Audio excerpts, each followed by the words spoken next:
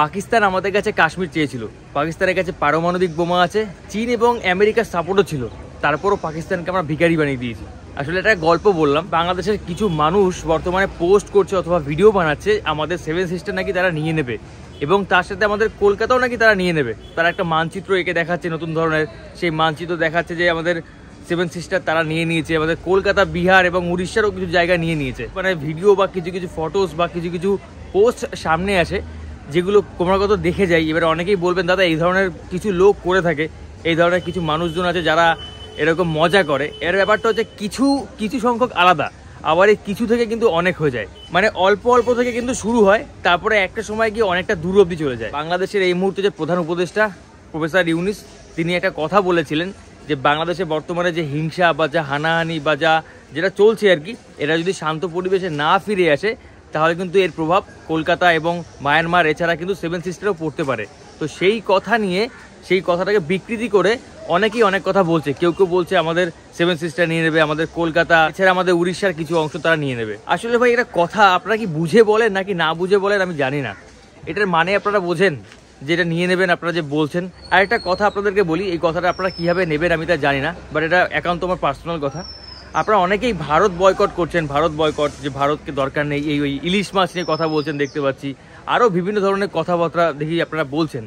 আসলে এইসব কথা কি আপনারা ভেবে বলছেন নাকি একটা মুখে আসর দুম করে বলে দিলাম হয়ে গেল ব্যাস? আপনারা কি দেখেছেন বাংলাদেশের ম্যাপটা কোথায় রয়েছে? বাংলাদেশের ম্যাপটা যদি ভালো করে দেখেন দেখবেন তার চারিদিকে ভারত রয়েছে, তার চারিদিকে ভারত রয়েছে। এখন যদি আপনারা ভারতের সাথে এরকম একটা সম্পর্ক তৈরি করেন বা আপনার যদি এরকম ধরনের পোস্ট আসে আর এগুলো যদি ভাইরাল হতে থাকে, প্রত্যেকটা লোকের ভিতরে কিন্তু ভারত বিদ্বেষ ঢুকে যাবে।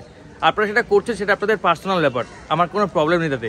কিন্তু আপনারা ভেবে দেখুন তো, যদি এরকম সত্যি হয় তাহলে আপনারা কোথায় যাবেন? আপনারা বলছেন ভারত থেকে যদি কোনো মাল না আসে তাতে কোনো সমস্যা নেই আপনাদের, তাহলে আপনারা কী করবেন?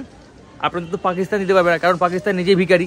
তাহলে আপনাকে কী করতে হবে? চীন থেকে আনতে হবে। এবারে চীন থেকে আনতে গেলে কীভাবে আনবেন? ফ্লাইটে অথবা যদি জাহাজে করে আনেন। আর যদি জাহাজে করে চীন থেকে মাল আনেন তাহলেও কিন্তু যে একেবারে কম কস্টিং সেটাও কিন্তু না। সব থেকে ইজিয়েস্ট ওয়ে হচ্ছে কি ইন্ডিয়া থেকে মাল যাওয়া।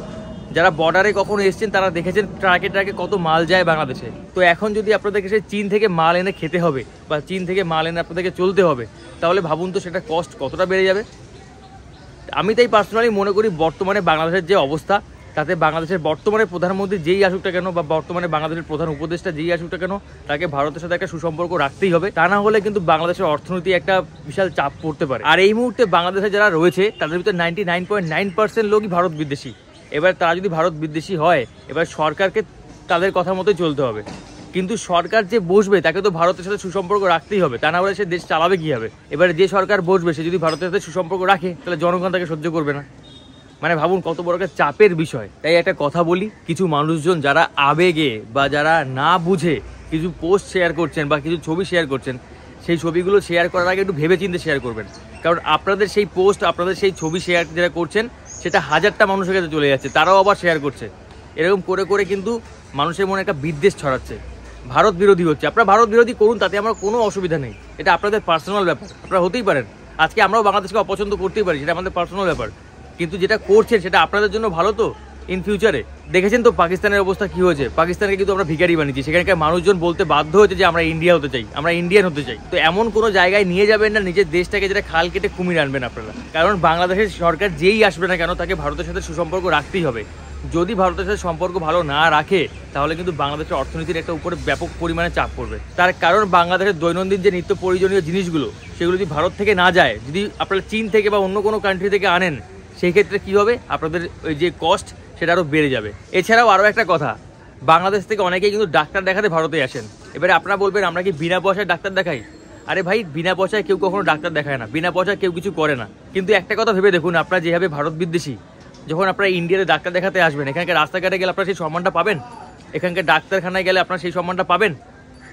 যদিও বা যারা বাংলাদেশ থেকে ইন্ডিয়াতে আসে, ইন্ডিয়াতে আসার পরে তাদের মানে সুরটা অন্য হয়ে যায়, তারা তখন ভারত ছাড়া কাউকে চেনে না, তখন তারা ভারতকে অনেক ভালো বলে। আমি জানি না আবার বাংলাদেশে গিয়ে তাদের কী হয়। তো এই ভিডিওটা কোনো রকম আমি কোনো দেশকে ছোট করতে চাই না, এটা জাস্ট একটা বোঝানোর কথা বললাম যে কি হবে। যারা বাংলাদেশে রয়েছেন তারা একটু বুঝে শুনে তারপরে কিন্তু কাজ করবেন, তা না হলে কিন্তু একটা টাইম পিরিয়ডের পরে গিয়ে তারপরে দেখবেন আর কিছু খুঁজে পাচ্ছেন না আপনারা। দেশকে ভালোবাসা মানে এটা না যে কোনো দেশকে ছোট করা। এটা আমার নিজস্ব একটা আইডিয়া দিয়ে বলছি, আমি অনেক জায়গায় দেখেছি শুনেছি যে বাংলাদেশের অধিকাংশ মানুষজন ভারতকে অপছন্দ করে, তার কারণ ভারত হচ্ছে হিন্দুদের জায়গা। তাই কেউ কেউ বাংলাদেশ থেকে বলেন ভারতে নাকি মুসলিমদের উপর অত্যাচার হয়। ভাই বাংলাদেশ পাকিস্তান মিলিয়ে যত মুসলিম নেই তার থেকে বেশি মুসলিম আমাদের ভারতবর্ষে।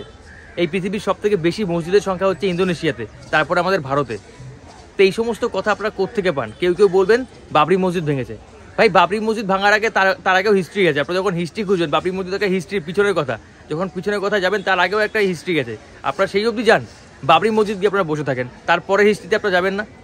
নাকি তারপরে হিস্ট্রিতে আপনাদের যাওয়ার সেই আইডিয়াটুকুই নেই বা সেই ক্ষমতাটুকুই নেই? পিছনের কথা বাদ দিন, বর্তমানে কী হচ্ছে সেটা দেখবেন। আমাদের এইখানটায় আমরা হিন্দু মুসলিম ভাই ভাই থাকি।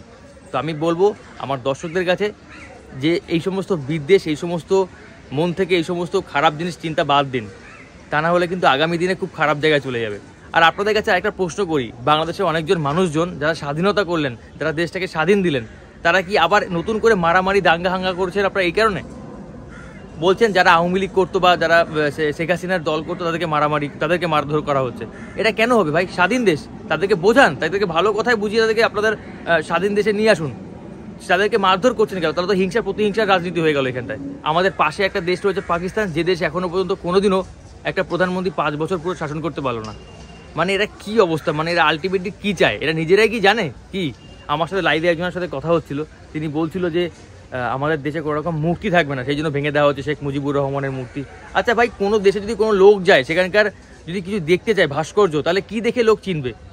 আপনার দেশে যদি কোনো লোক যায়, যদি কেউ ফরেন কেউ আসতো গেল, সে যদি গিয়ে বাংলাদেশের কোনো একটা জিনিস দেখতে চায় যেখানে হিস্ট্রিক্যাল কী আছে, আপনাদের কী দেখাবেন?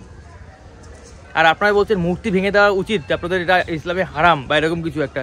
তাহলে তো হিন্দুদের ঘরের ভিতরে মূর্তি রয়েছে, তাহলে আপনারা সেই জন্য কি হিন্দুদের ঘরে গিয়ে আক্রমণ করবেন? এটা জাস্ট কথা কিছু উঠে আসে ভাই, ঠিক আছে? আমি কোনো দলের হয়ে কথা বলছি না, তবে একটা জিনিস খুব খারাপ লেগেছে, বাংলাদেশের যে স্বাধীনতা সংগ্রামী প্রধান যে ভূমিকা পালন করেছিল শেখ মুজিবুর রহমান, তার মূর্তির উপরে মাথার উপরে উঠে প্রস্রাব করছে মানুষজন। মানে এতটা খারাপ অবস্থা মানে বাংলাদেশের আমার মনে হয় না কখনো দেখেছি আমি এর আগে কোনো ভিডিওতে। তারপরে দেখছি গণভবনে ঢুকে গিয়ে লুটপাট, মানে কি অবস্থা। ও আচ্ছা, আর একটা কথা বলতে ভুলে গেছি, বাংলাদেশের মন্ত্রী পদে কোন একটা ছেলে বলেছে, যে ছেলেটার বয়স 26 বছর। সেই ছেলেটা কোটা আন্দোলনে অনেক বিরোধিতা করেছিল। তো সেই ছেলেটা বলেছিল কোটা আন্দোলন যাতে কোটা না থাকে।